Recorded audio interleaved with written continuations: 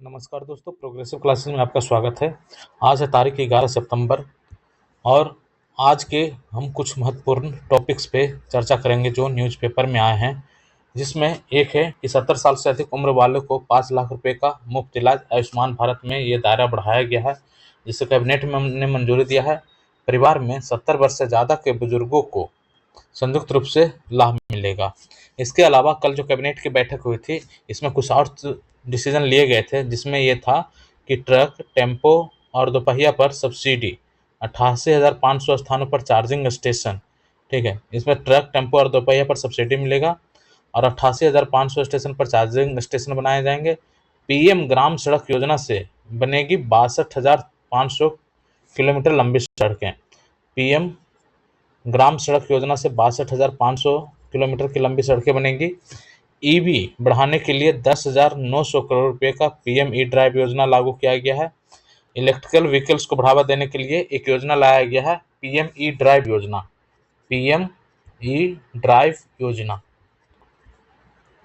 2,000 करोड़ रुपए के मिशन मौसम से बेहतर पूर्वानुमान और जलवायु, मिशन मौसम को भी लॉन्च किया जाएगा। मिशन मौसम से बेहतर पूर्वानुमान और जलवायु परिवर्तन से संबंधित चीज़ों का पता चल पाएगा। जल विद्युत परियोजनाओं के लिए 12,461 करोड़ रुपए की मंजूरी दी गई है। तो कैबिनेट के अन्य फैसले ये हुए थे कल। इसके अलावा जो महत्वपूर्ण एक फैसला हुआ था कि वो था कि आयुष्मान भारत जो है योजना, उसका दायरा को बढ़ाया गया है और 70 साल से अधिक उम्र के लोगों को भी 5 लाख रुपए का मुफ्त इलाज मिलेगा।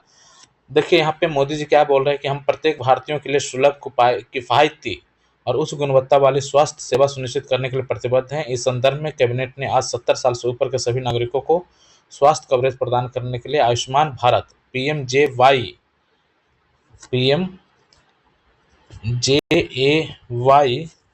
जय के दायरे को और बढ़ाने का निर्णय लिया गया है। यह योजना 6 करोड़ नागरिकों का सम्मान, देखभाल और सुरक्षा सुनिश्चित करेगी। इसमें देखिए डिफरेंस क्या है कि पहले जो था, जिन परिवारों को पहले से आयुष्मान भारत योजना के तहत कवर किया जा रहा है, उनमें भी 70 साल से अधिक उम्र के बुजुर्ग अलग से 5 लाख रुपए सालाना का मुफ्त इलाज करा पाएंगे। 70 साल से अधिक के उम्र के जो बुजुर्ग हैं वो अलग से 5 लाख रुपए सालाना का मुफ्त इलाज का लाभ पाएंगे। यानी ऐसे परिवार को जिन्हें पहले से आयुष्मान योजना का लाभ मिल रहा है, उन्हें अब कुल 10 लाख रुपए तक का कवर मिलेगा। या यदि किसी परिवार में 2 बुजुर्ग हैं तो दोनों के बीच संयुक्त रूप से यह सुविधा होगी। ध्यान देने की बात है कि मोदी सरकार ने 2017 में आयुष्मान भारत कब आया था? 2017 में देश भर में 10.74 करोड़ गरीब परिवारों के लिए आयुष्मान भारत योजना की शुरुआत की थी। मतलब 11 करोड़ लोगों को आयुष्मान भारत योजना को लक्षित किया गया था। इस योजना के तहत 55 करोड़ से अधिक गरीबों, मतलब 11 करोड़ परिवार, इसमें एक परिवार में मान लिया 5 मेंबर हैं, तो इस तरह से 55 करोड़ से अधिक गरीब लोगों को 5 लाख रुपए सालाना मुफ्त इलाज कैशलेस कवर किया गया था। ठीक है, भाजपा जो है यह घोषणा पत्र में शामिल किया था कि 70 साल से अधिक उम्र के बुजुर्ग को भी हम इसमें आयुष्मान भारत योजना में अतिरिक्त लाभ देंगे। तो उस जो योजना था, वो जो घोषणा पत्र था, उसे यहाँ पे इम्प्लीमेंट करने की कोशिश की गई है। ठीक है, ये एक न्यूज़ हो गया। अगला देखते हैं, हमारा सपना हर डिवाइस में हो भारत निर्मित चिप। अब देखिए, ये सेमीकंडक्टर सेमिकॉन इंडिया 2024 चल रहा है। अभी ग्रेटर नोएडा में 3 दिवसीय सम्मेलन होने वाला है, तो उसका उद्घाटन किया गया, सेमिकॉन इंडिया 2024। ठीक है, तो इसमें ये मोदी जी बोल रहे हैं कि हमें जो हमारा सपना है वो है कि हर डिवाइस में भारत निर्मित चिप हो। ठीक है, तो सेमिकॉन इंडिया 2024 में आए विश्व भर के चिप निर्माताओं के सामने मोदी ने तकनीकी रूप से सक्षम और आकांक्षी भारत का शोकेस सजाया। सुधारवादी सरकार देश की बढ़ती निर्माण क्षमता और महत्वाकांक्षी बाजार की उपलब्धता को 3 डायमेंशनल पावर, देखिए 3 डायमेंशनल पावर, 3 डायमेंशनल में क्या क्या बताया जा रहा है कि जो सुधारवादी सरकार देश की बढ़ती निर्माण क्षमता और महत्वाकांक्षी बाजार, हमारे पास एक बृहत बाजार है, मतलब मार्केट, क्षमता कैपेबिलिटी, और गवर्नमेंट एमसीजी या जीसीएम, जो भी आप बोलें, गवर्नमेंट, कैपेबिलिटी और मार्केट, इस 3 डायमेंशनल पावर, इसे 3 डायमेंशनल पावर बताते हुए उन्होंने निवेशकों से कहा कि सेमीकंडक्टर इंडस्ट्री का ऐसा बेस कहीं और मिलना मुश्किल है। प्रधानमंत्री ने 15 अगस्त को लाल किले से कही अपनी बात दोहराते हुए कहा कि हमारा सपना है कि दुनिया के हर डिवाइस में भारत निर्मित चिप हो। उद्योग जगत को भारत के प्रति आश्वस्त करते हुए उन्होंने कहा कि आप सही समय पर सही जगह पर हैं। वैश्विक सेमीकंडक्टर उद्योग के संचालन में भारत बड़ी भूमिका निभाने जा रहा है। ग्रेटर नोएडा में आयोजित 3 दिवसीय सम्मेलन में सेमिकॉन इंडिया 2024 का ये सब किया गया। भारत दुनिया का 8वां देश है जहां ग्लोबल सेमीकंडक्टर इंडस्ट्री से जुड़ा यह भव्य आयोजन हो रहा है। 21वीं सदी का भारत दुनिया को भरोसा देता है कि जब हालात खराब हों तो भारत पर निर्भर रहा जा सकता है। उन्होंने कहा कि हम 85,000 टेक्नीशियन, इंजीनियर और R&D विशेषज्ञों का वर्कफोर्स तैयार कर रहे हैं। केंद्र और राज्य सरकार द्वारा सेमीकंडक्टर उद्योग के प्रोत्साहन के लिए उठाए जा रहे कदमों का उल्लेख करते हुए मोदी ने कहा, सेमीकंडक्टर पावर हाउस बनने के लिए जो भी जरूरी होगा वह सब भारत करेगा। कुछ लोग सवाल भी उठाते हैं कि भारत इस पर फोकस क्यों कर रहा है। ऐसे लोगों को हमारे डिजिटल इंडिया मिशन का जरूर अध्ययन करना चाहिए। ठीक है, तो ये डिजिटल इंडिया मिशन के बारे में भी चर्चा कर रहे हैं। ओवरऑल ये कहा जा रहा है कि भारत जो है सेमीकंडक्टर के मामले में आत्मनिर्भर होगा और दुनिया के हर एक जो भी डिवाइस हैं उसमें भारत निर्मित चिप होंगे। सेमिकॉन इंडिया 2024 में कहा गया है और ये भी कहा जा रहा है कि हम 85,000 टेक्नीशियन, इंजीनियर और R&D का वर्कफोर्स तैयार करेंगे। 6 वर्ष में इलेक्ट्रॉनिक्स सेक्टर को 500 अरब डॉलर तक पहुंचाएंगे, 60 लाख नौकरियां सृजित करेंगे। 6 वर्ष में मतलब 2030 तक इलेक्ट्रॉनिक सेक्टर को 500 अरब डॉलर तक पहुंचाया जाएगा। 500 अरब डॉलर तक इलेक्ट्रॉनिक सेक्टर को पहुंचाने का लक्ष्य है। ठीक है, अगला देखते हैं। ग्रीन हाइड्रोजन भविष्य का मामला नहीं, अब इस पर काम करने की जरूरत है। ग्रीन हाइड्रोजन जैसे हम बोलते हैं भविष्य का ईंधन, अब भविष्य की बात नहीं है, भविष्य आ चुका है, अब इस पर हमें काम करने की जरूरत है। जलवायु परिवर्तन के प्रभाव से बचने के लिए प्रयास करने का समय यही है और अभी है। भारत हरित ऊर्जा पर अपने पेरिस संकल्पों को पूरा करने वाला G20 देशों में से एक है। प्रधानमंत्री मोदी ने जलवायु परिवर्तन से निपटने के लिए ऊर्जा के नए क्षेत्रों जैसे ग्रीन हाइड्रोजन पर ध्यान केंद्रित करने की आवश्यकता पर जोर दिया है। उन्होंने कहा, यह भविष्य का मामला नहीं है बल्कि यह अब इस दिशा में काम करने की जरूरत है। ग्रीन हाइड्रोजन इंडिया 2024 पर दूसरा अंतर्राष्ट्रीय सम्मेलन को एक वीडियो संदेश के माध्यम से संबोधित करते हुए, ग्रीन हाइड्रोजन इंडिया 2024 चल रहा है, इसका दूसरा अंतर्राष्ट्रीय सम्मेलन चल रहा है। ठीक है, ग्रीन हाइड्रोजन इंडिया 2024 का दूसरा अंतर्राष्ट्रीय सम्मेलन चल रहा है। इसमें वीडियो संदेश के माध्यम से संबोधित करते हुए कहा, जलवायु परिवर्तन के प्रभाव से बचने के लिए प्रयास करने का यही समय है। इसके अलावा मोदी ने स्वच्छ और हरित धरती बनाने की दिशा में राष्ट्र की प्रतिबद्धता पर भी जोर दिया। भारत हरित ऊर्जा पर अपने पेरिस संकल्पों को पूरा करने वाला G20 देशों में से एक है। उन्होंने कहा, यह संकल्प 2030 के लक्ष्य से 9 साल पहले ही पूरा हो गए हैं। पिछले 10 वर्षों में इस क्षेत्र में प्रगति हुई और उस पर प्रकाश डालते हुए मोदी ने कहा कि भारत के स्थापित गैर जीवाश्म ईंधन क्षमता में लगभग 300% और सौर ऊर्जा क्षमता में 3000% से अधिक की वृद्धि हुई है। गैर जीवाश्म ईंधन में जो हमारा वृद्धि हुआ है वो 300% हुआ है और सौर ऊर्जा क्षमता के मामले में 3000% हमारी वृद्धि हुई है। उन्होंने जोर देते हुए कहा कि हम इन उपलब्धियों पर आराम नहीं कर रहे हैं बल्कि राष्ट्र मौजूदा समाधानों का मजबूत करने पर ध्यान केंद्रित कर रहा है तथा नए क्षेत्रों पर ध्यान दे रहा है। सरप्लस अक्षय ऊर्जा के भंडारण समाधान के रूप में किया जा सकता है ग्रीन हाइड्रोजन का उपयोग। सरप्लस ऊर्जा भंडारण के रूप में ग्रीन हाइड्रोजन का उपयोग किया जा सकता है। ग्रीन हाइड्रोजन दुनिया का ऊर्जा परिदृश्य में आशाजनक विकल्प के रूप में उभरा है। ग्रीन हाइड्रोजन उन उद्योगों को वातावरण से कार्बन डाइऑक्साइड और अन्य ग्रीन हाउस गैस को हटाने या डीकार्बनाइजेशन में मदद कर सकता है जिनका विद्युतीकरण करना मुश्किल है। उन्होंने रिफाइनरी, उर्वरकों, इस्पात, भारी शुल्क वाले परिवहन और कई अन्य क्षेत्रों का उदाहरण दिया जिन्हें इससे लाभ होगा। मोदी ने यह सुझाव भी दिया कि ग्रीन हाइड्रोजन का उपयोग सरप्लस अक्षय ऊर्जा के भंडारण समाधान के रूप में किया जा सकता है। बता दें कि भारत ने 2030 तक प्रति वर्ष 50 लाख मीट्रिक टन का महत्वाकांक्षी हरित हाइड्रोजन ऊर्जा उत्पादन का लक्ष्य रखा है। 2030 तक कितना का लक्ष्य रखा है? 50 lakh metric ton, 50 lakh LMT, 50 lakh metric ton प्रति वर्ष ये हरित हाइड्रोजन का उत्पादन किया जाएगा। मतलब ये लक्ष्य रखा गया 50 लाख मीट्रिक टन। जिसके तहत 2030 तक लगभग 125 गीगावाट की नवीकरणीय ऊर्जा क्षमता प्राप्त की जाएगी। और 2030 तक इस तरह से 125 गीगावाट का नवीकरणीय ऊर्जा क्षमता हमारा प्राप्त किया जा सकेगा। ठीक है, तो ये जो ऊर्जा संकट का मेंस के समय में आपको ऊर्जा संकट पे लिखने के लिए कोई ना कोई क्वेश्चन किसी न किसी सब्जेक्ट में अवश्य मिल जाता है, तो वहाँ पर इसको आप मेंशन कर सकते हैं। ग्रीन हाइड्रोजन के बारे में लिख सकते हैं, और जो भी चीज़ें यहाँ पे की गई है, ग्रीन हाइड्रोजन इंडिया समिट हुआ है 2024, ग्रीन हाइड्रोजन इंडिया 2024 का दूसरा सम्मेलन हुआ, अंतर्राष्ट्रीय सम्मेलन। वहाँ पे जो बातें कही गई है, हमारा जो गैर जीवाश्म ईंधन क्षमता में लगभग 300% की वृद्धि हुई, ये हम लिख सकते हैं। 2030 के लक्ष्य में से 9 साल पहले ये सारी जो चीज़ें कही गई है उसके बारे में हम यहाँ पे चर्चा कर सकते हैं। ठीक है, और जो हमारा सौर ऊर्जा क्षमता है 3000% बढ़ा है। हमारे फैसले आने वाली पीढ़ियों के लिए लाभकारी होंगे।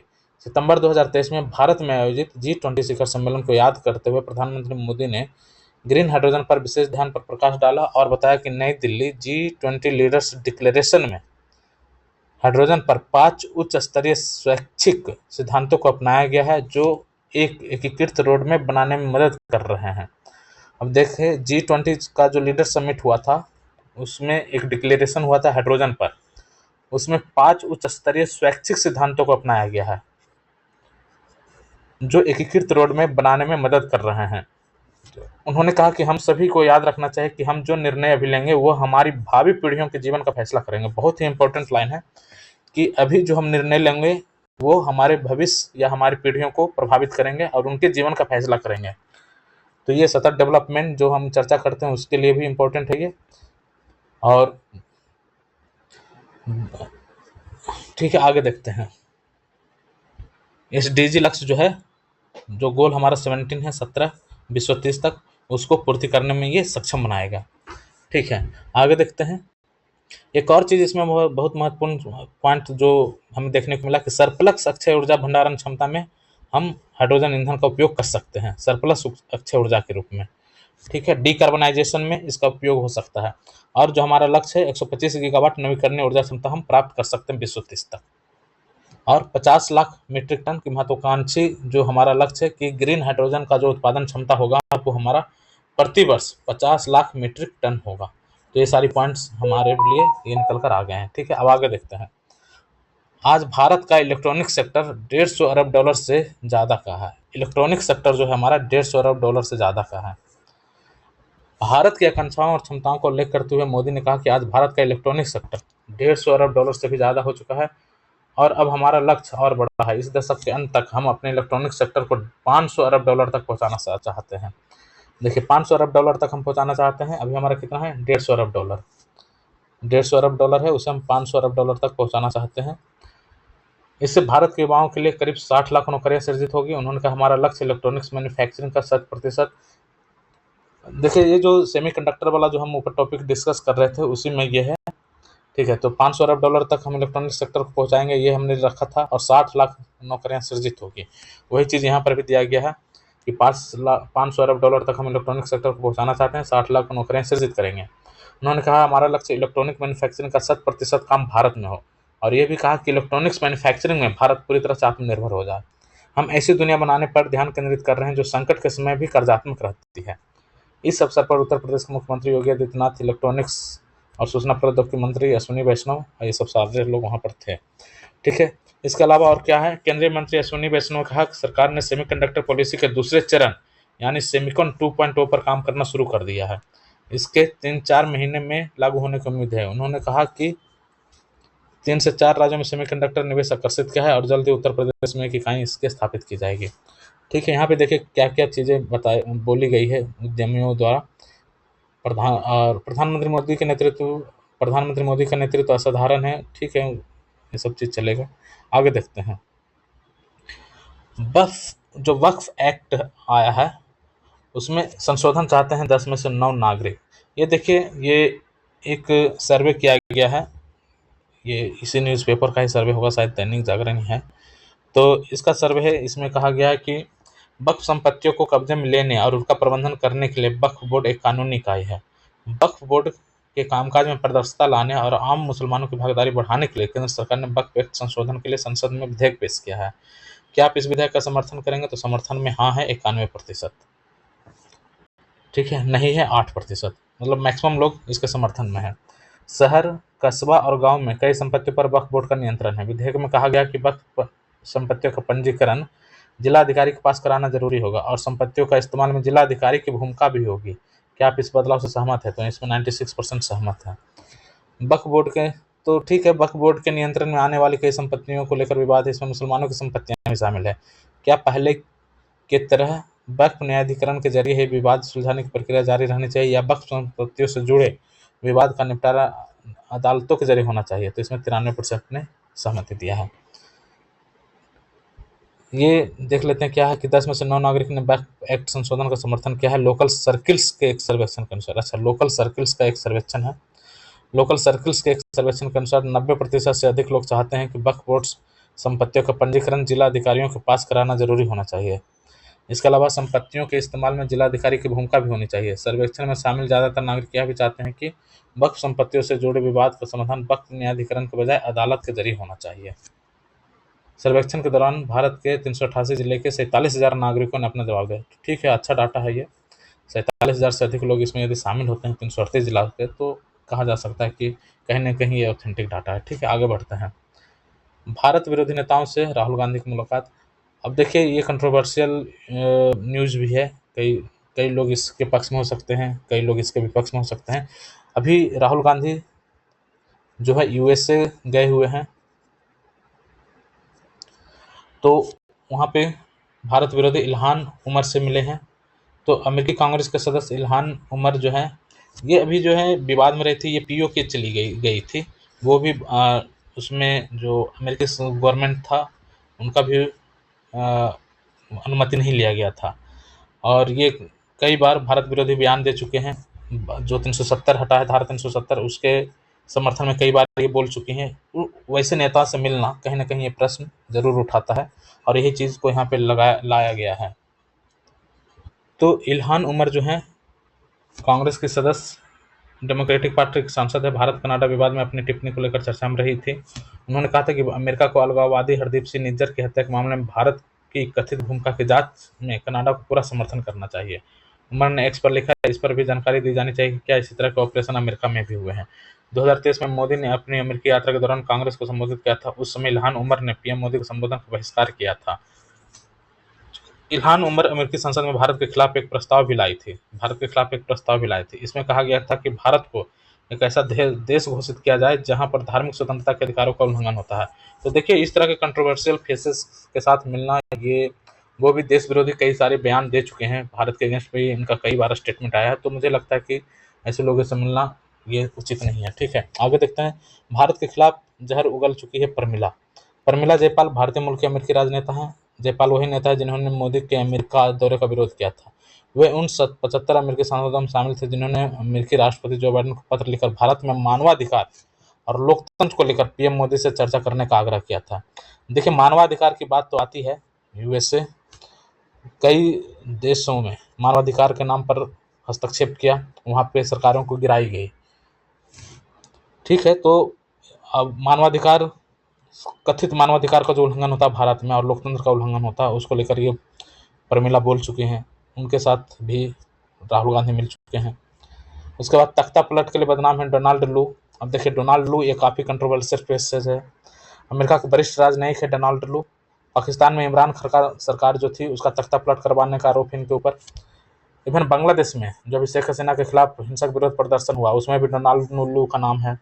दावा किया गया कि डोनाल्ड लू ने मध्य पूर्व के किसी देश में बांग्लादेशी विपक्षी दलों और छात्र नेताओं से मुलाकात की थी।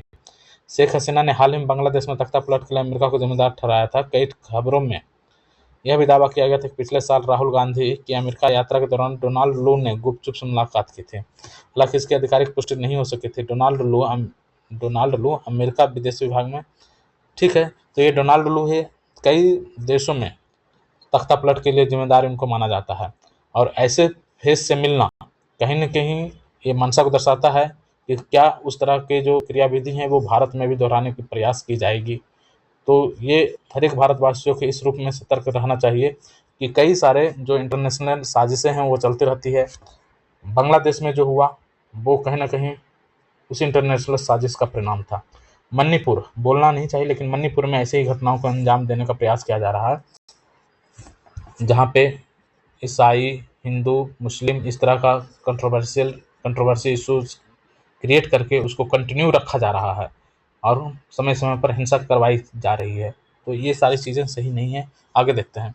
चिंता बढ़ाते मणिपुर के हालात। अब देखिए, मणिपुर के हालात के ऊपर भी एक टॉपिक आ ही गया है। तो मणिपुर में शांति और स्थिरता भारतीय हितों के लिए बेहद अहम है, क्योंकि म्यांमार में चीनी और अमेरिकी खुफिया एजेंसी अपना जाल बिछाने में लगी हुई है।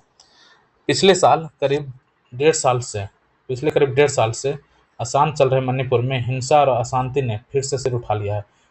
इसके चलते वहां बंद और कर्फ्यू वाले दिन लौट आए हैं। यह भी चिंताजनक है कि वहां खतरनाक ड्रोन और रॉकेट से हमले होने लगे। इतना ही नहीं, सीआरपीएफ जैसे अर्धसैनिक बल को निशाना बनाया जा रहा है। अराजकता की यह स्थिति तब है जब वहां केंद्रीय सुरक्षा बल के 70,000 जवान तैनात हैं। स्पष्ट है, इतनी बड़ी तैनाती के बावजूद समस्या की जड़ों को पहचान कर उन पर आवश्यक कार्रवाई नहीं हो पाई है। यदि वहां तत्काल प्रभाव से एक कदम नहीं उठाए गए तो स्थिति हाथ से निकल सकती है। ऊपर से म्यांमार में उत्पन्न अस्थिरता के चलते परिस्थितियां और अधिक जटिल और खतरनाक होती जा रही है। ये नए ड्रोन और रॉकेट हमले दिखाते हैं कि बांग्लादेश में शेख हसीना सरकार के पतन और अमेरिका समर्थित मोहम्मद यूनुस सरकार के सत्ता में आने से मणिपुर में कुकी अलगाववादियों का हौसला और बढ़ गया है। वे म्यांमार के चीन प्रदेश और भारत में मणिपुर और मिजोरम के कुकी बहुल क्षेत्रों को मिलाकर कुकी लैंड बनाने के अपने मिशन के अगले चरण में प्रवेश कर चुके हैं। अब देखिए, अभी जो बांग्लादेश में तख्ता पलट हुआ, तख्ता पलट से पहले शेख हसीना ने कहा था कि एक बड़ी जो शक्ति है वो बांग्लादेश को डिवाइड करना चाहती है और बांग्लादेश म्यांमार के कुछ हिस्सों को तोड़कर एक ईसाई राष्ट्र बनाना चाहती है। ठीक है, शेख हसीना ने कहा था और उसके बाद इनका तख्ता पलट हुआ था। ठीक है, वैसे ही साजिश मणिपुर में की जा रही है कि मणिपुर का जो कुकी क्षेत्र है, मिजोरम का कुकी और म्यांमार के कुछ जो चीन प्रदेश हैं, वहाँ जो कुकी बहुल क्षेत्र है वो सारे ईसाई बहुल क्षेत्र हैं और उनको तोड़ करके एक कुकी लैंड बनाने का उनका एक मिशन है। और कहीं न कहीं इस मिशन में अमेरिकी हस्तक्षेप से इग्नोर नहीं किया जा सकता है। ठीक है, तो इसको अमेरिका का समर्थन प्राप्त है। यूँ तो अमेरिका दिखावटी तौर पर म्यांमार की सैन्य सरकार के खिलाफ है, लेकिन इस क्षेत्र में चीन के बढ़ते प्रभाव से अमेरिका में खलबली भी है। इसलिए बांग्लादेश में अमेरिका ने अपने मनोनुकूल सत्ता परिवर्तन किया है। जहां मणिपुर में हथियारबंद विद्रोह की आंच बढ़ा दी गई है, वहीं म्यांमार के चीन प्रदेश पर चीन को उग्रवादी संगठनों के कब्जे के चलते भारत का म्यांमार से भू संपर्क बाधित हो चुका है। चीन और अमेरिका अपने अपने द्वारा समर्थित उग्रवादी संगठनों के माध्यम से म्यांमार को अपने अपने प्रभाव क्षेत्रों में बांटते जा रहे हैं। भारत इस खेल से बाहर खड़ा और असमंजस में दिखाई देता है। भारत म्यांमार में लोकतंत्र की बहाली की बात कहता है, मगर इसका जवाब किसी के पास नहीं है कि देश के तमाम हिस्सों में हथियारबंद गुटों के कब्जे की स्थिति में लोकतंत्र कैसे बहाल होगा। यह भी एक बड़ा सवाल है कि म्यांमार के विघटन की सूरत में हमारे साथ कौन से गुट खड़े होंगे। यह भी कम बड़ी विडंबना नहीं है कि चीन प्रदेश पर कब्जे के बाद मणिपुर के हिस्सों को मिलाकर कुकी लैंड बनाने के लिए सशस्त्र संघर्ष छेड़े 24 कुकी उग्रवादी संगठनों के साथ भारत सरकार का वर्तमान में एक समझौता है। इस समझौते के अंतर्गत इन संगठनों के विरुद्ध सुरक्षा बलों के अभियान को स्थगित रखा गया है। इन संगठनों को सरकार द्वारा चिन्हित कैंपों में भारतीय सुरक्षा बल की निगरानी में रहना है और हथियारों का उपयोग नहीं करना है। इन 2000 से अधिक उग्रवादियों को सरकार से 6,000 रुपये प्रतिमाह भत्ता भी मिलता है। इसके बावजूद ये संगठन लगातार हिंसक गतिविधियों में शामिल रहे हैं, आतंकी हमलों को अंजाम दे रहे हैं और उपरोक्त समझौते के शर्तों का उल्लंघन कर रहे हैं। हालांकि उग्रवादी संगठनों के हाथ में सीमावर्ती चीन प्रदेश चले जाने के चलते और म्यांमार में भारतीय सामरिक हितों को ध्यान में रखते हुए भारत सरकार इन गुट को नाराज करने से बच रही है और समझौते को स्थगित नहीं कर रही है, जबकि मणिपुर सरकार इससे हाथ खींच चुकी है। इस पूरे घटनाक्रम से मैतेई समुदाय में असंतोष बढ़ता जा रहा है, क्योंकि हिंसक मामलों को अंजाम देने के बाद आतंकी इन सुरक्षित कैंपों में शरण लेते हैं। चूंकि मणिपुर पुलिस और केंद्रीय अर्धसैनिक बल स्थिति संभालने में सक्षम नहीं हो पा रहे हैं, तो इससे भी असंतोष उपज रहा है। इसी कारण कुकी और मैतेई समुदाय अलग अलग सुरक्षा बलों की मांग कर रहे हैं। जहां कुकी असम राइफल्स की तैनाती चाहता है, तो ही मैतेई सीआरपीएफ के पक्ष में है। अब देखिए, ये कितना बड़ा इश्यू है कि 24 कुकी अग्रवादी संगठन के साथ भारत सरकार का समझौता है। जो समझौता है, समझौते के तहत 2000 से अधिक उग्रवादियों को 6000 रुपये प्रतिमाह भत्ता भी मिल रहा है। इसके बावजूद ये हिंसक गतिविधियों में शामिल है। अब भारत सरकार इस समझौता को स्थगित करने के पक्ष में नहीं है, क्योंकि जो सीमावर्ती चीन प्रदेश है उसके चलते म्यांमार में भारतीय सामरिक हितों को ध्यान में रखते हुए भारत सरकार इन गुटों को नाराज अभी करना नहीं चाहती है, जबकि मणिपुर सरकार इससे हाथ खींच चुकी है। इस पूरे घटनाक्रम से मैतेई समुदाय में भी असंतोष बढ़ता जा रहा है और हिंसक हमलों को अंजाम देने के बाद आतंकी क्या है, इन्हीं सुरक्षित कैंपों में चले जाते हैं। इसी कारण क्या है कि जो कुकी और मैतेई है दोनों अलग अलग सुरक्षा बलों की मांग कर रहे हैं। कुकी असम राइफल्स की मांग चाहते हैं और मैतेई जो है सीआरपीएफ के पक्ष में है। मणिपुर में चहुं ओर विश्वास का संकट खड़ा हो गया है। इससे कई खतरे उत्पन्न होने की आशंका बढ़ी है। यह न भूला जाए कि मणिपुर में हमले से ही कई माओवादी मैतेई उग्रवादी संगठन सक्रिय रहे हैं। मैतेई समुदाय में नई दिल्ली के प्रति बढ़ते असंतोष का लाभ उठाकर वे चीन की सहायता से नए सिरे से अपना पैर पसार सकते हैं। बांग्लादेश की सेना और खुफिया एजेंसी के चीन और पूर्वोत्तर में चीन द्वारा दशकों से हथियारबंद किए गए आतंकी संगठनों से पुराने रिश्ते रहे हैं और ये जो समुदाय है और संगठन है उनका बांग्लादेश की सेना और खुफिया एजेंसी और चीन और पूर्वोत्तर में भी चीन द्वारा दशकों से हथियारबंद किए गए आतंकी संगठनों से पुराना रिश्ता रहा है। पूर्वोत्तर में तमाम आतंकी नेता अतीत में बांग्लादेश में शरण पा चुके हैं। ऐसे में आवश्यक है कि कम से कम कुछ कुकी उग्रवादी संगठनों के साथ समझौता रद्द कर बाकियों को कड़ा संदेश दिया जाए और उनसे समझौते की शर्तों का कड़ाई से पालन कराया जाए। इसी कारण यहाँ पे एक सजेशन दिया जा रहा है कि जो समझौता है उसको रद्द किया जाए और उनको कड़ा संदेश दिया जाए।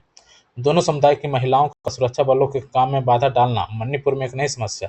महिलाओं को आगे कर देते हैं दोनों ही समुदाय, चाहे कुकी हो या मैतेई हो, दोनों ही महिलाओं को आगे कर दे रहे हैं। इससे क्या है कि एक नई समस्या पैदा हुई है।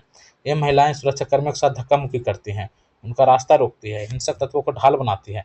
सुरक्षा बलों इन महिलाओं के सामने असहाय दिखते हैं क्योंकि पुरुष सैनिकों द्वारा उन पर बल प्रयोग संभव नहीं है। ऐसे में आवश्यक है कि मणिपुर में महिला अर्धसैनिक बल की भी तैनाती हो। इसी कारण वहाँ महिला अर्धसैनिक बल की भी तैनाती हो। मणिपुर में सक्रिय हथियारबंद गुट, चाहे वो किसी भी समुदाय को हो, उनका निशस्त्रीकरण भी आवश्यक हो गया है। वर्तमान के विषाक्त माहौल में यह बातचीत से संभव नहीं दिखता। ऐसे में आवश्यक है कि खालिस्तानी आतंकवाद के दौर में पंजाब में तमाम आतंकी गुटों के बलपूर्वक निशस्त्रीकरण के लिए चलाए गए सैन्य अभियान जैसा ही अभियान मणिपुर में भी चलाया जाए। ऐसे किसी अभियान की सफलता के लिए अगर राष्ट्रपति शासन की आवश्यकता हो तो उससे संकोच भी नहीं किया जाए। मणिपुर दिल्ली से दूर अवश्य है, लेकिन वहाँ शांति और मजबूत पकड़ भारत के सामरिक हितों की रक्षा के लिए महत्वपूर्ण है।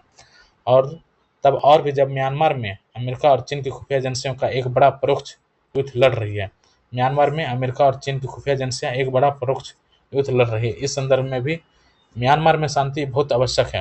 यहाँ कहा जा रहा है कि बलपूर्वक निशस्त्रीकरण ऑपरेशन चलाया जाए, जिस तरह से खालिस्तानी आतंकवादी के विरुद्ध चलाया गया था। अब लेकिन यहाँ पर भी पॉलिटिक्स शामिल हो जाता है। यदि मणिपुर में इस तरह के कुछ हार्ड स्टेप लिए जाएंगे तो संसद में ऐसे ही बिना हार्ड स्टेप के ही हंगामा होता रहता है। मणिपुर के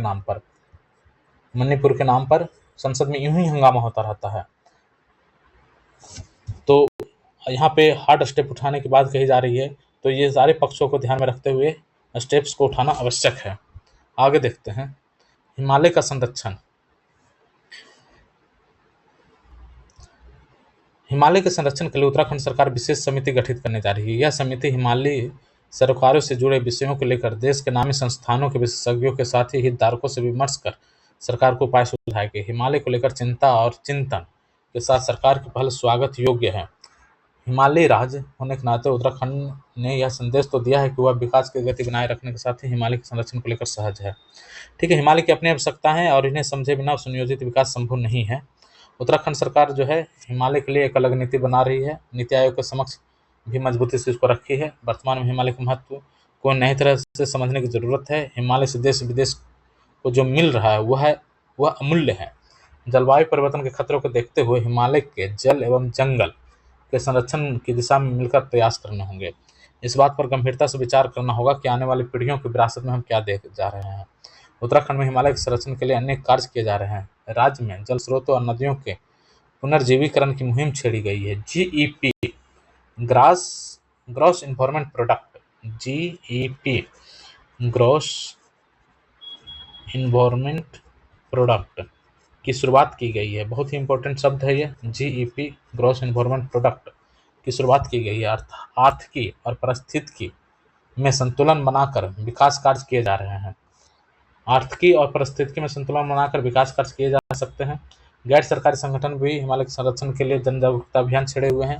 हिमालयी सरकारों के संरक्षण के लिए आवश्यक है कि हर व्यक्ति हिमालय के महत्व को समझे। पहाड़ों में जिस तरह से अनियोजित विकास को प्रश्रय मिल रहा है, उसने समस्याएं खड़ी कर दी है। इस मानसून सीजन में ही राज्य में 500 से अधिक भूस्खलन जोन सामने आ चुके हैं। 500 से अधिक भूस्खलन जोन सामने आ चुके हैं सिर्फ उत्तराखंड में। राज्य के विकास के लिए हिमालय की आवश्यकताओं को समझना होगा।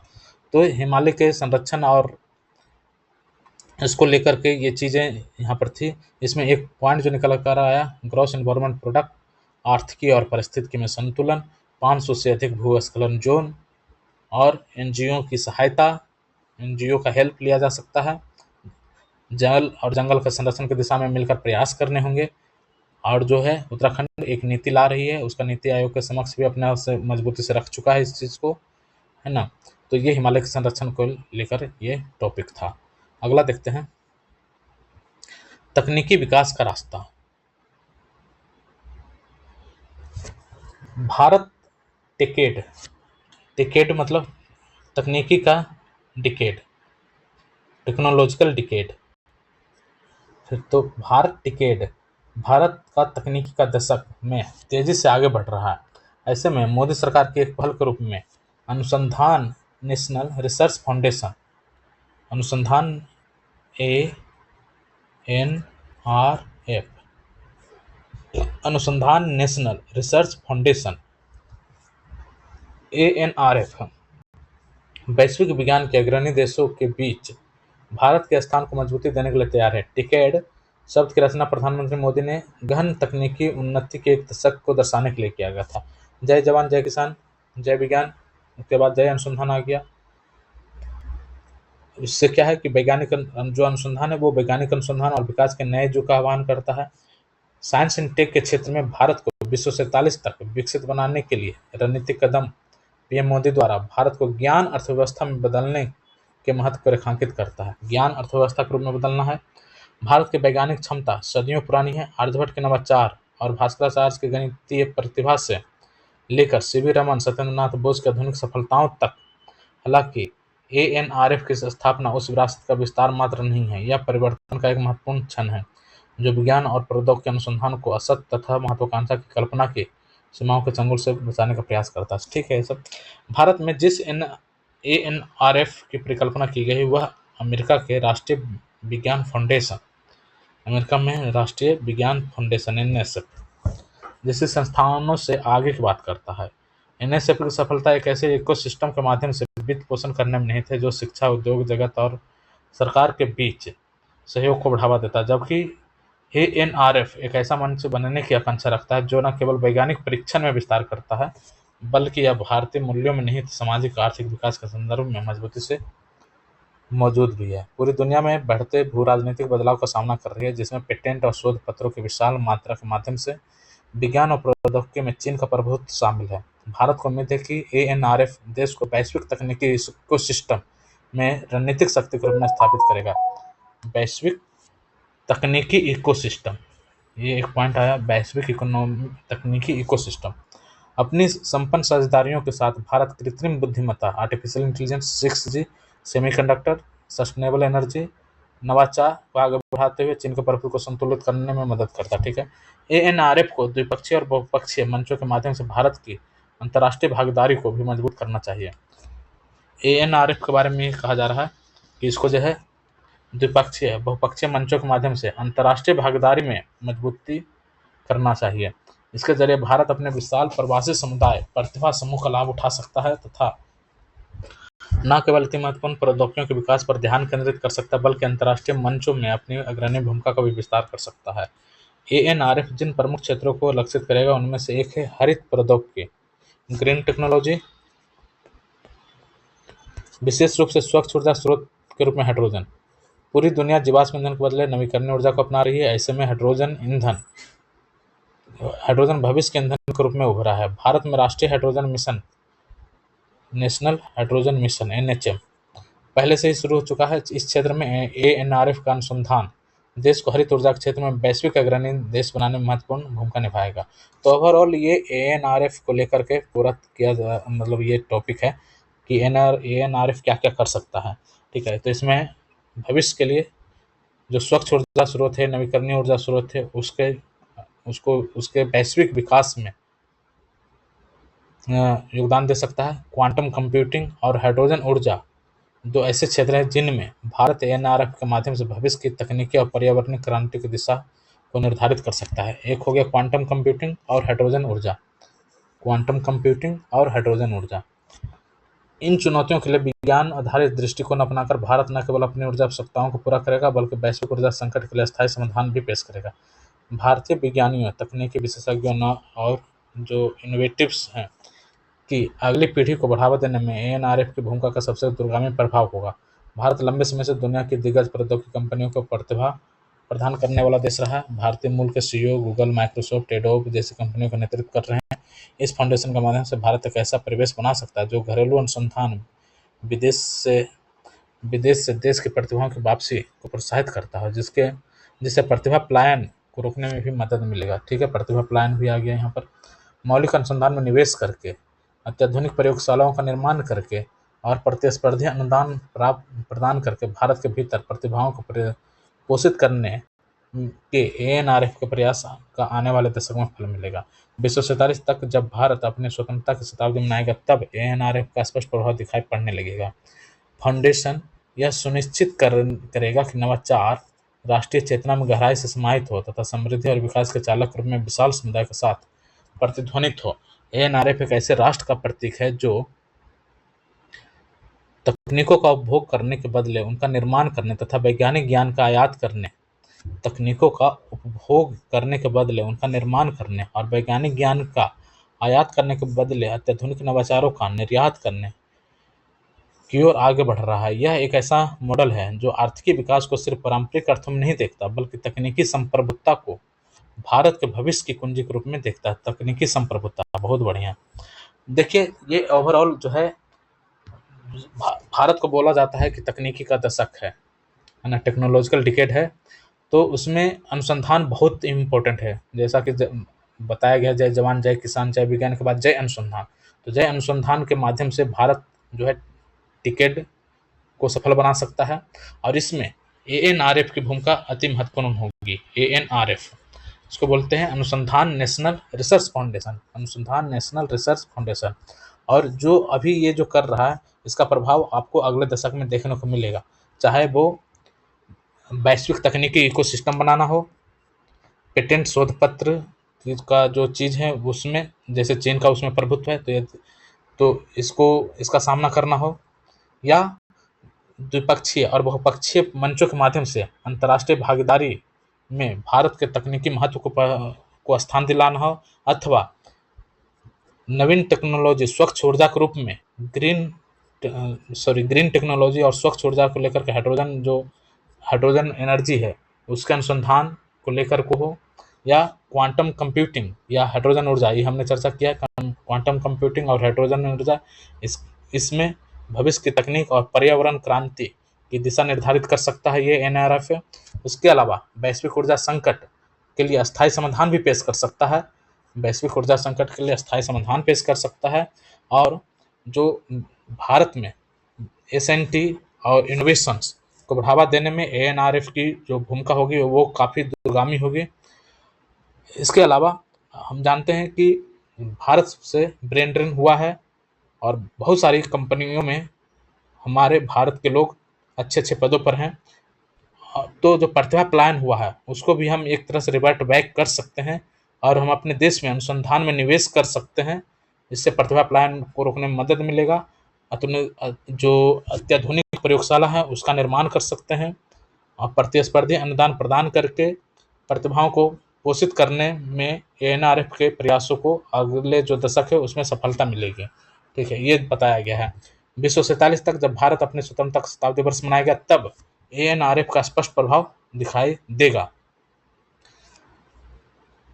तो इससे क्या होगा कि अभी जो हम तकनीकों का उपभोग करते हैं और उस तकनीकों का उपभोग करने के बदले उसका निर्माण करने तथा वैज्ञानिक ज्ञान का आयात करने के बदले हम अत्याधुनिक नवाचारों का निर्यात करने की ओर बढ़ जाएंगे।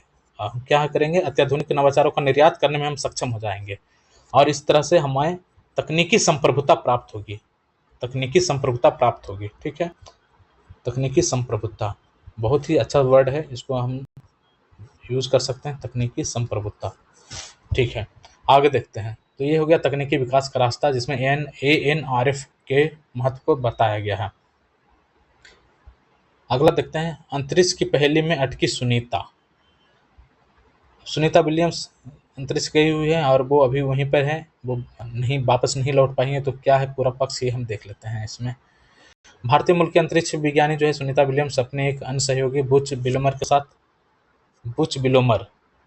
के साथ अंतर्राष्ट्रीय जो अंतरिक्षण है स्टेशन है ISS, वहाँ पर निर्धारित अवधि के लिए कुछ परीक्षण के लिए गई थी, लेकिन 8 दिनों तक ISS पर उनके प्रवास का कार्यक्रम उन्हें वापस लाने वाले अंतरिक्ष यान यानी स्टार लाइनर में कुछ समस्याओं के कारण टल गया। स्टार लाइनर नाम है जिससे वापस आना था उनको। अब माना जा रहा है कि सुनीता और बिलमोर अगले साल फरवरी से पहले धरती पर वापस नहीं लौट सकेंगे। फरवरी से पहले अगले साल फरवरी से पहले नहीं लौट पाएंगे। तो देखिए, अब ये ऑब्जेक्टिव में ये पूछा जा सकता है कि सुनीता विलियम्स के साथ जो एक और अंतरिक्ष यात्री हैं जो गए हैं, उसका नाम क्या है? तो वही है बुच विलमोर। किससे वापस आना था उनको? स्टार लाइनर से, ठीक है। अंतरिक्ष एक बड़ी पहेली है, अनंत विस्तार और अबूझ रहस्यों से भरी यह जगह इंसान। अब देखिए, इसको मैं थोड़ा सा हूबहू शब्द की तरह इसलिए पढ़ता हूँ ताकि ये निबंध में भी आपका यूजफुल हो सके। निबंध में आप देखते होंगे कि BPSC में जो है निबंध एक मेंस के सिलेबस में जोड़ा गया है। इसके अलावा न्यूज़पेपर का जो महत्व है वो आपको निबंध के साथ साथ आपको PT में भी देखने को मिलेगा, जब डायरेक्ट क्वेश्चन आपको न्यूज़पेपर से देखने को मिलते हैं, ठीक है। तो आप न्यूज़पेपर को इग्नोर मत कीजिए, और न्यूज़पेपर इसी कारण जो है हम इस न्यूज़पेपर डिस्कशन का जो सीरीज है इसको हम कोशिश कर रहे हैं कि हम इसे कंटिन्यू बनाए रखें, ठीक है। आगे देखते हैं। तो अंतरिक्ष एक बड़ी पहेली है, अनंत विस्तार और अबूझ रहस्यों से भरी यह जगह इंसानों को सदियों से अपनी ओर आकर्षित करती रही है। आधुनिक विज्ञान की बदौलत यह संभव हुआ है। इंसान ने पृथ्वी के आवरण से बाहर निकलकर इसके आंगन में कदम रखे, चंद्रमा पर चहलकदमी की और मंगल शुक्र के आगे सौरमंडल की असीम छोर तक वाइजर यान भेजे। यह भी संभव हुआ कि अंतरिक्ष में टंगी यान नुमा किसी प्रयोगशाला में कुछ दिन से लेकर हफ्तों या महीनों तक विज्ञानी रह सके। इन्हीं में से एक भारतीय मूल के सुनीता विलियम्स गई हुई है, जो एक ये देखिए, यदि कोई निबंध लिखना होगा तो इसको किस तरह से शुरुआत करना चाहिए। देखिए किस तरह से शुरुआत किया गया है यहाँ पर, जिसी कारण इसे पढ़ा। ये बहुत ज़्यादा इंपॉर्टेंट नहीं था हमारे लिए, लेकिन यदि निबंध के परिप्रेक्ष्य से देखें तो इसको इस तरह से शुरुआत करना चाहिए कि अंतरिक्ष एक बड़ी पहेली है। हमें पहुंचना कहाँ है? सुनीता विलियम्स का जो मुद्दा है वहां तक, लेकिन शुरुआत कहाँ से की गई? अंतरिक्ष एक बड़ी पहेली है, अनंत और विस्तार अबूझ रहस्य से भरी पड़ी है। तो इस तरह से शुरुआत किया गया है। तो जो एक अन्य सहयोगी है बुच विल्मर के साथ ISS गई हुई है, निर्धारित अवधि के लिए गई थी, कुछ परीक्षण करना था उनको, लेकिन 8 दिनों तक ISS पर उनके प्रवास का कार्यक्रम था, ठीक है। उन्हें वापस लाना था स्टार लाइनर के कारण, लेकिन उसमें कुछ समस्या आ गई और ये टल गया।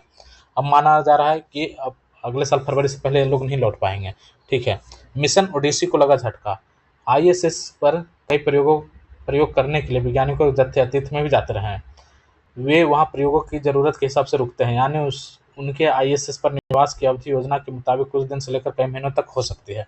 सुनीता और विल्मोर भी ऐसी ही एक योजना मिशन ओडिसी पर 5 जून को गए थे। देखिए बहुत ही इंपॉर्टेंट है, जो सुनीता विलियम्स और विल्मोर गई हैं वहाँ पर, उसका नाम क्या था? मिशन ओडिसी। मिशन ओडिसी। अब देखिए, ये यदि आपको ऑब्जेक्टिव में मिल जाए तो आश्चर्य नहीं होना चाहिए। मिशन ओडिसी नाम है, उड़ीसा पर याद कर लीजिए, वो उड़ीसा गई वो लोग। और कब गए थे ये? 5 जून को, पर्यावरण दिवस के दिन, ठीक है। पर्यावरण दिवस के दिन 8 दिनों के लिए वहाँ भेजे गए थे। इन दोनों को ISS तक निजी स्पेस कंपनी स्पेस एक्स के स्टार लाइनर है, किस कंपनी का है? SpaceX का है। ये भी देखिए फ्री के लिए बहुत इंपॉर्टेंट है, SpaceX का था स्टार लाइनर। निजी स्पेस कंपनी के सहयोग से संचालित यह अपनी तरह का पहला और ऐतिहासिक परीक्षण था। इस परीक्षण मिशन का उद्देश्य इसकी जांच करना था कि स्टारलाइनर नामक यह अंतरिक्ष यान नियमित इस्तेमाल में लाने से पहले कैसा प्रदर्शन करता ये हमने देख लिया। गया वहाँ और वो खराब हो गया, 8 दिन में आना था वापस लौटकर। यह यान सफल प्रक्षेपण के बाद 6 जून 24 को आईएसएस से जुड़ डॉकिंग तो गया, लेकिन इसकी डॉकिंग में ही समस्याएं नजर आ गई। पता चला कि स्टारलाइनर के रिएक्शन कंट्रोल सिस्टम में लगे 28 में से 5 थ्रस्टर ने काम करना बंद कर दिया। इसके अलावा स्टारलाइनर यान के प्रोपल्शन सिस्टम में हीलियम गैस भी लीक हो गया। प्रोपल्शन सिस्टम में हीलियम गैस लीक हो गया और जो थ्रस्टर था वो भी काम करना बंद कर दिया। इस तरह स्टारलाइनर का crew flight test CFT test mission समस्याओं से घिरता नजर आया। इन दिक्कतों को देखते हुए पृथ्वी पर मौजूद अमेरिकी स्पेस एजेंसी नासा के नियंत्रण कक्ष में बैठे वैज्ञानिकों ने स्टारलाइनर की पहले से निश्चित वापसी टाल दी और अंतरिक्ष यात्रियों के प्रवास की अवधि बढ़ाने का फैसला किया। नासा ने निर्णय लिया कि 58 वर्षीय सुनीता विलियम्स और 61 वर्षीय बुच विल्मर को स्टारलाइनर से वापस लाना जोखिम भरा हो सकता है, इसलिए यान को हाल ही में बिना अंतरिक्ष यात्रियों के धरती पर वापस लाया गया है। नासा ने घोषणा की कि विलियम्स और विल्मोर अगले साल फरवरी में स्पेसएक्स के ड्रैगन कैप्सूल से वापस आएंगे। अब घोषणा के मुताबिक यह स्पेस एक्स क्रू 9 मिशन के तहत सितंबर 2024 के आखिरी में लॉन्च किया जाएगा।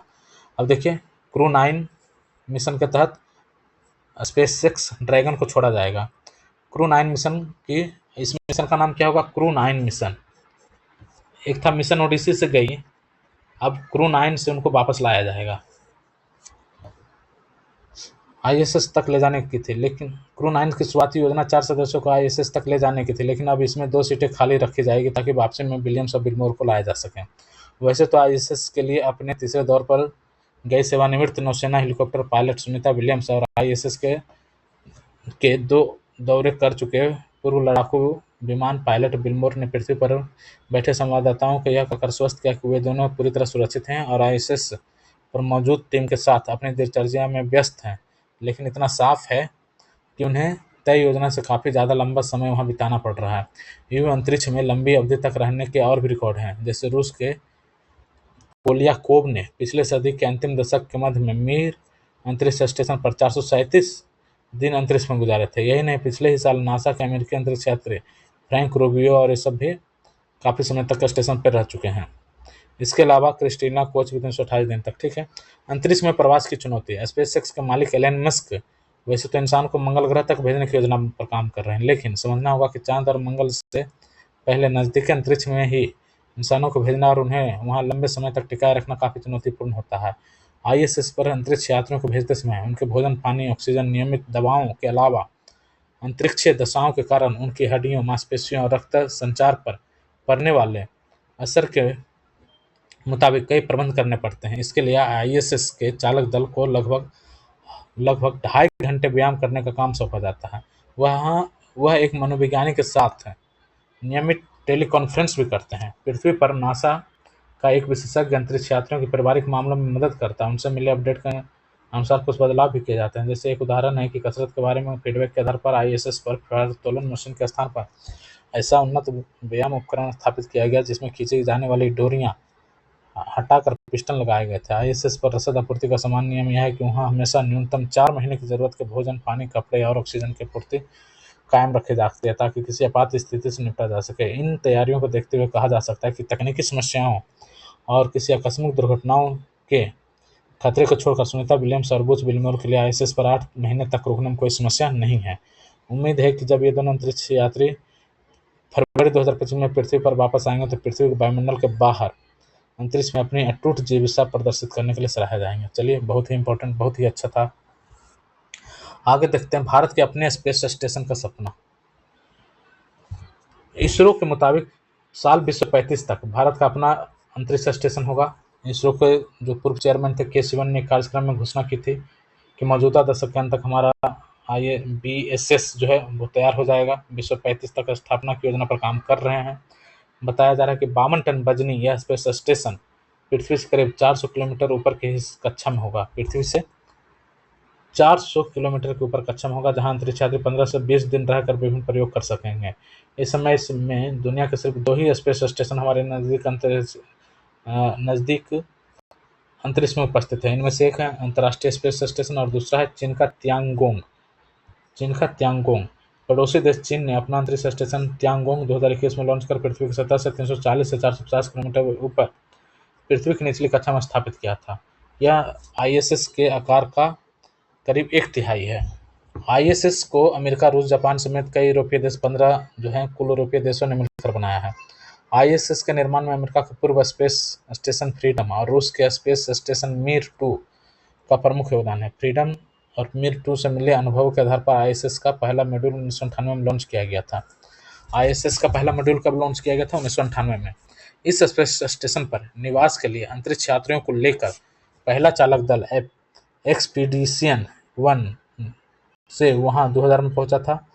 2024 तक 22 देशों के 279 व्यक्ति अंतरिक्ष स्टेशन पहुंच चुके हैं। इनमें विलियम सा बुलमेर भी है। इस तरह से 281 हो जाता है। अंतरिक्ष स्टेशन और चीनी स्पेस स्टेशन के मुकाबले भारतीय स्पेस स्टेशन का आकार थोड़ा छोटा होगा, लेकिन इनका उद्देश्यों को देखते हुए कह सकते हैं कि करीबी अंतरिक्ष में इस तरह की सहूलियत होना किसी भी देश के अंतरिक्ष संबंधी कार्यक्रम की महत्ता को दर्शाता है।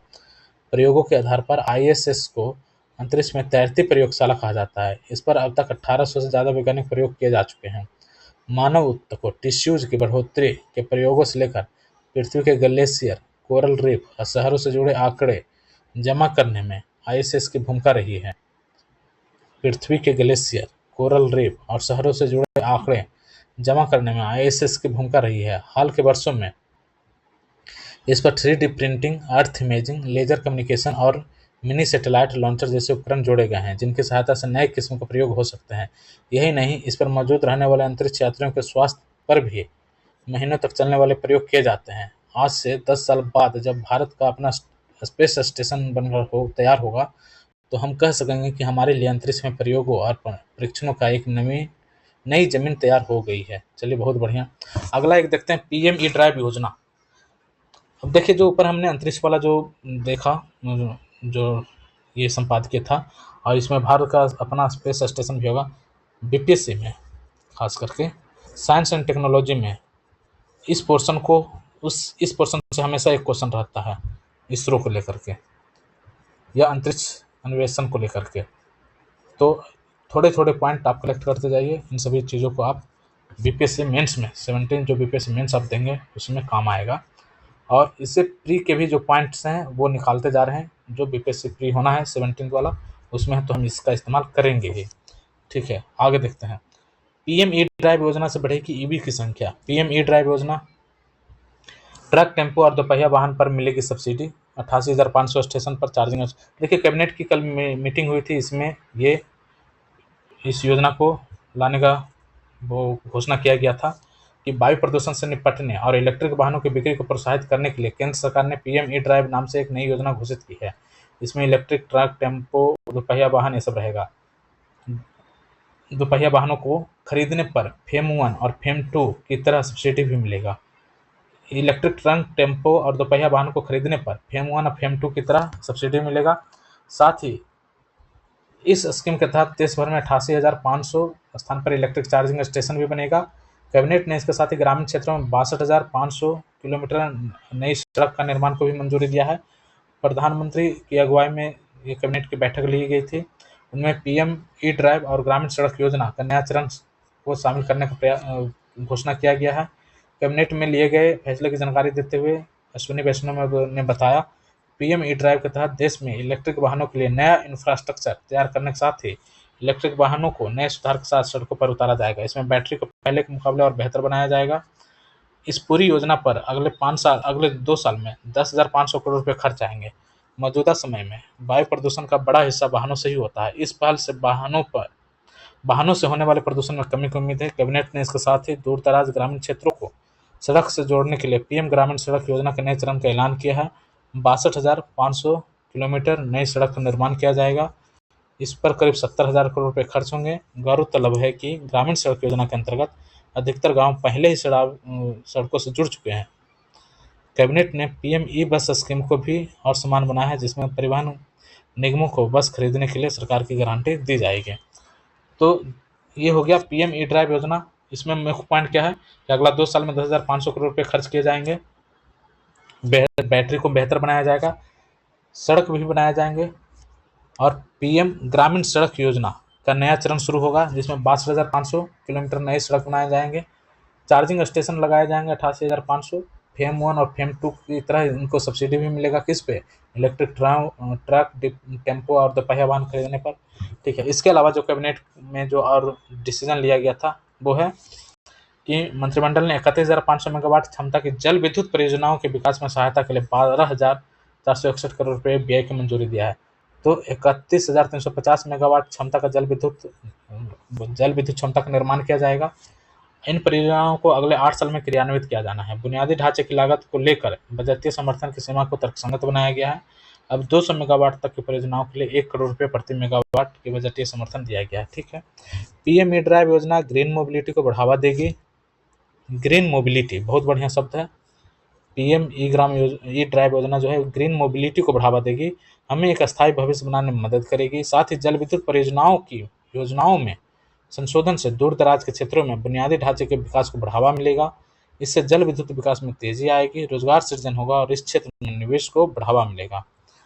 आगे देखते हैं। कैबिनेट ने मिशन मौसम नामक कार्यक्रम को भी मंजूरी दिया है। मिशन मौसम, तो मौसम के लिए बेहतर ढंग से तैयार और जलवायु को लेकर स्मार्ट भारत बनाने के लिए मिशन मौसम नामक कार्यक्रम को मंजूरी दी गई है। सरकार ने इसके लिए 2 वर्षों में 2,000 करोड़ रुपये का प्रावधान रखा है। पृथ्वी विज्ञान मंत्रालय द्वारा लागू किए जाने वाले इस कार्यक्रम का उद्देश्य भारत के मौसम और जलवायु संबंधित विज्ञान शोध और सेवाओं को बेहतर करना है। इसका लक्ष्य अस्थायी और स्थानिक पैमाने पर ज़्यादा सटीक और समय रहते मौसम और जलवायु की जानकारी प्रदान करने के लिए निरीक्षण और समझ में सुधार करना शामिल होगा। इसमें मानसून के पूर्वानुमान, वायु गुणवत्ता के लिए अलर्ट। देखिए इसमें क्या क्या रहेगा। मानसून का पूर्वानुमान, वायु गुणवत्ता के लिए अलर्ट, मौसम में बड़े बदलाव, चक्रवात और बारिश से जुड़ी जानकारी को समझना और बेहतर होगा। ठीक है। तो इस तरह से आज का ये पूरा टॉपिक हमारा समाप्त होता है। इसमें कई सारे टॉपिक्स को हमने डिस्कस किया है। उम्मीद है इससे आपको काफ़ी लाभ मिला होगा। और ये जो हम डिस्कशन कर रहे हैं इसका प्री और मेंस दोनों में ही काफ़ी इस्तेमाल किया जाएगा, और इससे आपकी जो अप्रोच है लिखने की, मेंस लिखने की, उसमें काफ़ी वृद्धि होगी। और ख़ास करके करंट अफेयर्स से जो संबंधित प्री में जो क्वेश्चन पूछे जाते हैं, इससे आपको काफ़ी हेल्प मिलेगा। तो उम्मीद करते हैं आप हमारे साथ बने रहेंगे। इस चैनल को सब्सक्राइब करेंगे। सबसे बड़ी बात है कि आप इसको सब्सक्राइब कीजिए और हमारे वीडियो को लाइक कीजिए, ताकि हमें मोटिवेशन मिलता रहे। और अब हम चाहते हैं कि इसे हम कंटिन्यू रखें। तो आपको ये कैसा लगा ये इनिशिएटिव, आप हमें ज़रूर बताइए कमेंट में। तब तक के लिए धन्यवाद। जय हिंद।